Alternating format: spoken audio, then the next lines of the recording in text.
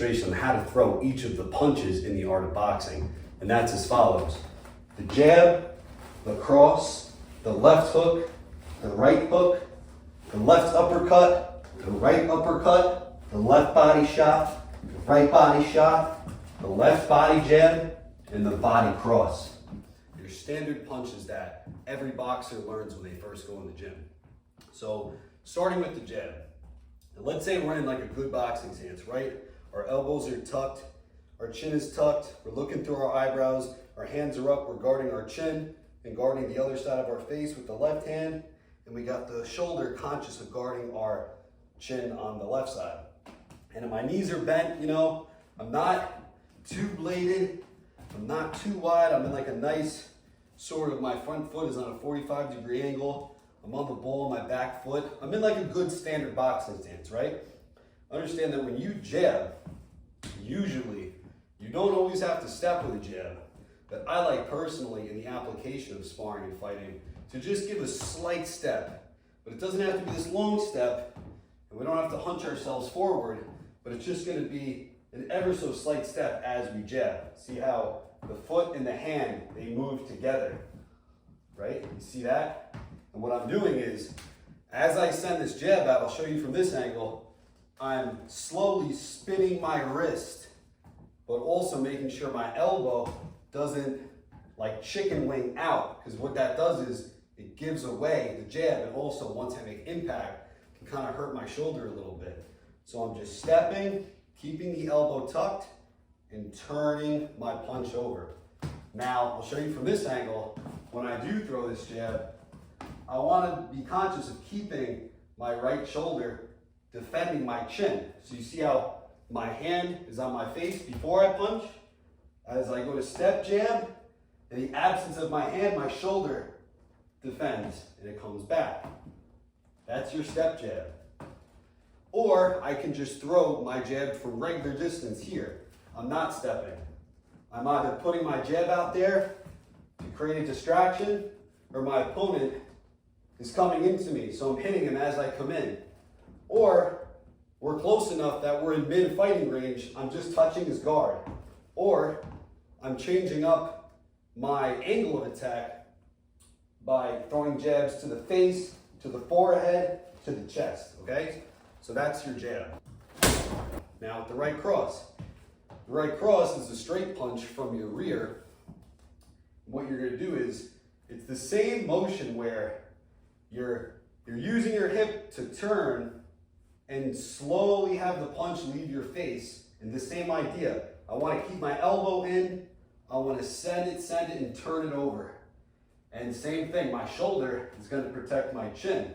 However, when you throw this right cross, I want you to turn your fist, not just to here, but over a little bit. They call this turning your punch over. And I'm going to send it through. Now understand this left side. What I want to do is, I want to take this left hand and slightly pull it back, and take this left hip and slightly pull it back as I send the punch. What that does is, and I'll show you from this angle, is instead of me just using the right side of my body and the right hip to throw the punch, the left side is actually assisting. So it's like this ripping paper motion that I use to deliver my cross. And notice on the back foot, my foot, which should already be slightly on the ball of the foot. You know, it's okay if it's flat at times, but slightly a little bit off the heel, off the ground. I'm gonna rotate that heel so that upon impact, I'm in this position. I don't know how well you guys can see that. This is flat on the ground, and my weight is being transferred from the middle or the back to my front foot. So right now, my front foot in this position has all the weight. So that's cross. The jab cross would be if I combined those two, but that's for another video. So the left hook. Now the left hook, a lot of people say is one of like the hardest punches to learn in boxing. I think that's because of the application of it. And normally when you're in this bladed stance, if we're assuming that whatever you're trying to hit, whether it's a bag or an opponent, is right in front of you, there's sort of not a lot of swinging room. So that's why you see a lot of people, they throw these like wide hooks to compensate for the size of the heavy bag they're working, or they try to clock the opponent and reach around the guard. But really what you want to do is, you can throw the left hooks long, but really you want to use the hooks and the uppercuts from a closer range. So if I'm here, right, my gloves usually, if I'm already that close to my opponent, should already come up a little bit. So from the outside, I'm a little relaxed. As I get closer to them, I want to get my guard up. So from here, you're not going to cock back that far. What you're going to do is, you're just going to, from having your hips sort of in a neutral position, which I mean, I'm not like over here, I'm right here. You're going to just have the glove leave your face and slowly start to turn your hip. And you're going to take this foot and start to turn it like here. And you're going to end here. And when I'm in this position, my shoulder is on my chin. I'm making a 90-degree angle with my like rib cage area in my arm while tucking my lat, but I'm also making a 90-degree hook with my arm. So that's a nice tight hook right there. Okay, so moving into the right uppercut, it's kind of a similar concept where you can throw big right uppercuts. It has been done. I'd be lying to you if I said there wasn't knockouts from that method. But it's a similar thing where if the straight punches are long, the right uppercut should be used as a shorter weapon. So same idea, let's say we're already in tight. So I go from relaxed to my gloves being up. Instead of doing this scooping motion, like you see guys over exaggerate for power, you really want to do what they call dipping the shoulder, which is from your hips being neutral, or maybe like a left feint or a left jab, you're going to sort of take your right shoulder, pull it back in almost a circular motion, and curl up like that. And what I'm doing is the same thing. As my right leaves my face, my shoulder is already coming in to compensate. But notice, I'm not just shoveling the arm like this. My weight, as I pull it back to the back foot and then slowly go to scoop, see what my leg's doing. It's receiving the weight and then it's pushing it off from the front foot. So let me show you from this angle. Roll the shoulder. Ready? Roll the shoulder. Roll the shoulder. So if I wanted to just give you an idea of a left hook to a right uppercut, because they work well together, it would be like this. See how they work together? I'm tight. My weight, when I throw the left hook, is on my back foot, and now it rolls up back to my front foot. So usually the right uppercut is better used when it's set up by some kind of a left hand. Now moving in to the left uppercut, same thing that the left hook is hard to learn. The left uppercut is also a very awkward punch to learn. And really, it's because although you see guys like McGregor, they like to throw that long lead uppercut, even though he's a southpaw, same idea.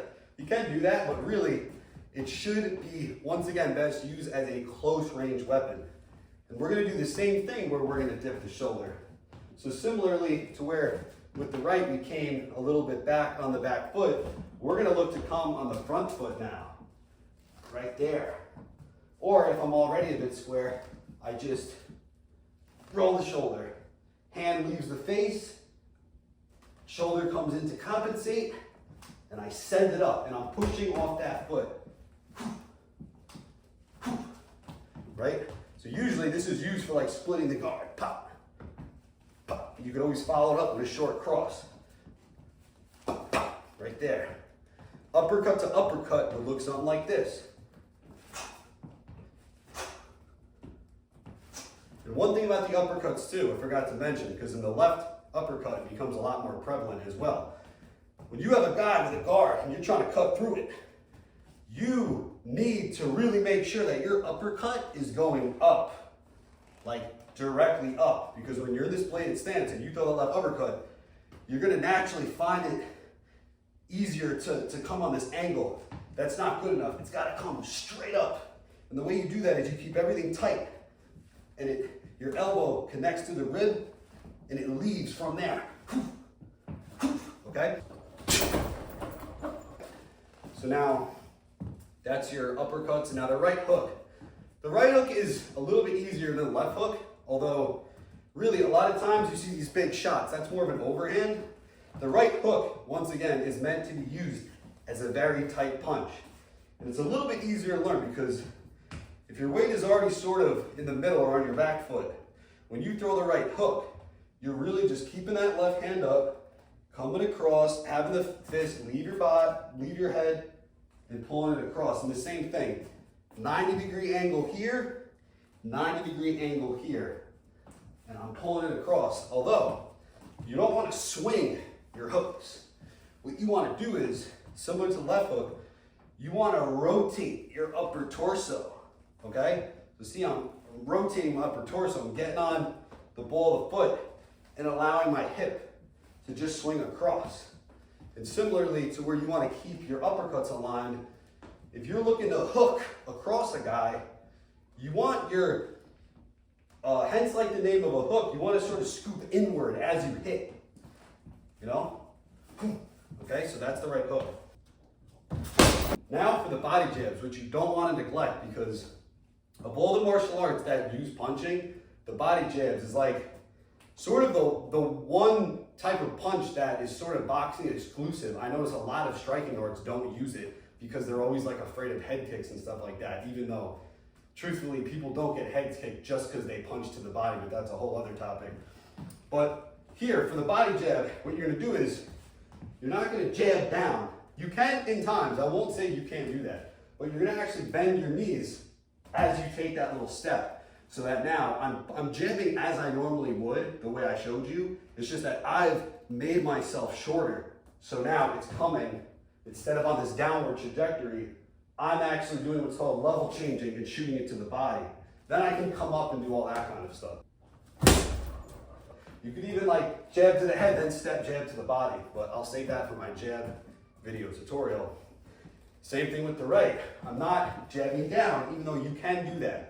I'm not gonna lie, you can do that. Guys do that. But you're gonna basically take little slight step, but you're gonna use your knees to go into this sort of lunge without a step and throw straight down to the body. Turning your punch over, doing all the same things you do when I showed you how to throw the regular right cross. Okay, so for the left body shot, usually, same idea, it's gonna be used from in tight, although it can be hit a little bit further. But what we're gonna do is, we're gonna drop our weight onto that lead foot. We're gonna have the hand already a little bit cocked and ready to go. And we're gonna start to send it on this slightly upward 45-degree angle into the liver, either under their elbow or under their high guard. Now from this angle, you can see the same idea. The hand is on my face, but as it leaves my face, I want to keep my shoulder covering it while also having the opposite hand up, right? Like follows. All right, so now for the right body shot. When we throw the right body shot, we're gonna have our weight already on the back foot slightly. We're gonna slowly transfer it to the front foot, and we're gonna send this like an uppercut. And the same idea as the regular uppercut, when I send this to the body, I want my shoulder to protect the chin as I drive.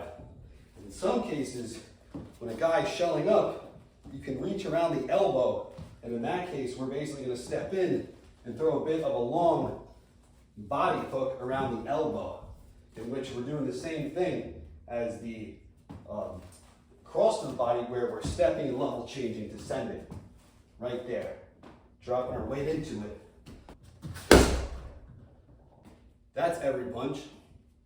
The one detail that I want to remind you guys when you practice these punches individually or even in combination is that whenever you throw a punch, whichever punch is out, the opposite hand should most definitely be up.